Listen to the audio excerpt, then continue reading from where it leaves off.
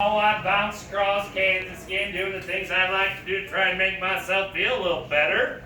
I mean, sure, I had a drink or several, but I did find good card games about any town I went to. Great ones, just like this one right over here. Let me try that again. Great games, just like this one right over here. We got a good game going here. There you go. Come on in, Bill. Yeah, play cards. Get them out. There they go. Ah, I didn't even know if we were going to find a game back there today. They don't take a hit for the darn. Now, at this point in my life, after I'd shot my deputy, my friends were worried about me. They said I was spinning out of control, wasting my life away, and, well, they all wanted to give me a leg up of sorts. When I run into Buffalo Bill Cody, now I know y'all know who that is. And Buffalo Bill and our other friend Texas Jack, well, they come up to me and say, Bill, we're taking a Wild West show out to the East Coast, and we would be honored if you would join us. Well, not doing much else at the time and really needing some money, I said, why not? Let's take that Wild West show out there and show them Easterners just how wild it really is out here. Truth be told, I didn't care for that. No, some people are showmen and some aren't. Buffalo Bill? Heck yeah, there's a showman for you. Me? Oh, not so much. And I tell you, it didn't take long. We got out to the East Coast, started doing shows. The critics, they tore us apart. You know, they actually wrote in the newspaper that between myself, Buffalo Bill, and Texas Jack, that we could not act out a simple English sentence. I know, I should have shot him for that, right? No, I didn't need any more trouble out there. See, my friend Buffalo Bill, he didn't think it was right that I was drinking and carrying on during the shows, and, well, he took my liquor away. I'm here to tell you, it made me rather ornery. I shot the lights out of Madison Square Garden, shot a couple of extras with blanks, and started their pants on fire because I thought it was funny. They didn't think so much. I'd say by the end of it all, my good friend Buffalo Bill regretted every minute of taking me with on that tour. So I saved him the trouble of firing me and I quit. Now, the West was calling me again anyhow. I had to get back out here. I ended up over there in Cheyenne, Wyoming territory. Now, when I got to Cheyenne, well, I found me a card game right away, because that's just what I do. I played for a couple days, and in walks a lady friend, Agnes Lake. Now, see, I'd known Agnes for years, and when we got back together, it's like we'd never left each other. I found out she was as fond of me as I was of her, so I asked her to marry me. You know what she said? No, she didn't say no. Who said that over there? That guy? You had a 50-50 chance and you blew it. Hey, when I tell the story and she said no? Of course she said yes. We had a wonderful wedding there in Cheyenne, and I whisked her away on a honeymoon to Cincinnati. What's wrong with Cincinnati? You're laughing about it. Oh, is that where you're from? Oh, I-O. That's right. Oh, it's a Queen City. It's got riverboats and everything. At least it wasn't Cleveland.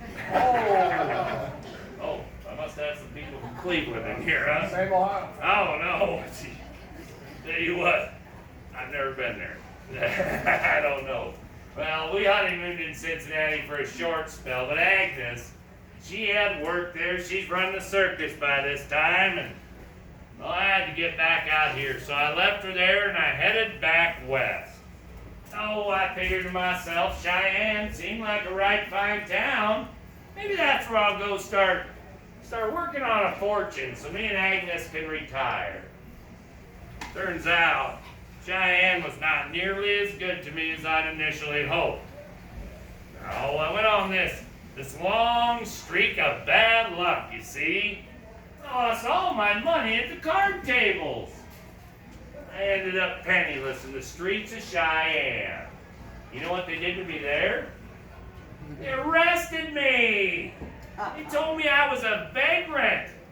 They told me to get out of town and not come back. Imagine that. I go from being Wild Bill Hickok, the Prince of the Pistolers, the greatest gunfighter the West had ever seen, to the biggest bummer of Cheyenne, and that's what they wrote in the newspaper. Jeez. Well, lucky for me, as I'm leaving Cheyenne, I run into another friend of mine, Colorado Charlie Utter.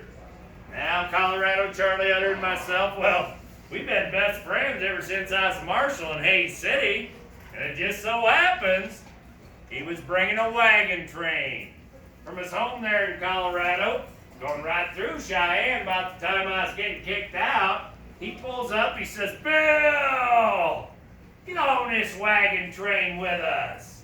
Huge gold strike in the Black Hills of Dakota Territory. I tell you what, you come with us, I got a gold claim up there. You can work the claim, I'll drive freight back and forth, and we'll split the money 50-50. Well, being as how it was for me there in Cheyenne, that was not a hard decision to make. I hopped that wagon train with him. All sorts of fine folks on there, over 200 of them. 70 plus wagons, all filled with goods for this town right here. Now we headed north out of Cheyenne. We spent about a week out on the prairie before we pulled up at a place called Fort Laramie. Now when we got to the fort, they were excited to see us because some ladies had stopped by the fort and they were causing all sorts of trouble. The guys weren't getting their sleep, or weren't getting any sleep at night. They weren't getting their work done. They were staying up all night, drinking and fraternizing with these women. The colonel wanted us to get them out of there post-haste. Now, I'm sure you know at least a couple of them. Dirty M was there, Madam Mustache. You know Madam Mustache, right? That smiles and everything right there. Oh yeah, Little Tidbit was there, and well, Calamity Jane. Now, I know y'all recognize that name because y'all been starting and spreading rumors about myself and Calamity Jane maybe being romantically involved. Not true. Come on now. Didn't I just tell y'all I was married? And them rumors get back to Agnes, I'm in all sorts of trouble. Now, I probably should talk about Calamity just for a minute because I know y'all know her very well. And yes, it's true, she did look like a man. Oh, she definitely smelled like a man. She drank like a man, actually drink any man I know under the table. No, she cursed like a whole boatload of sailors. But for all her faults, she had a heart of gold. If you had a problem and Calamity Jane was anywhere around, she'd help you out, I guarantee it, just the kind of person she was.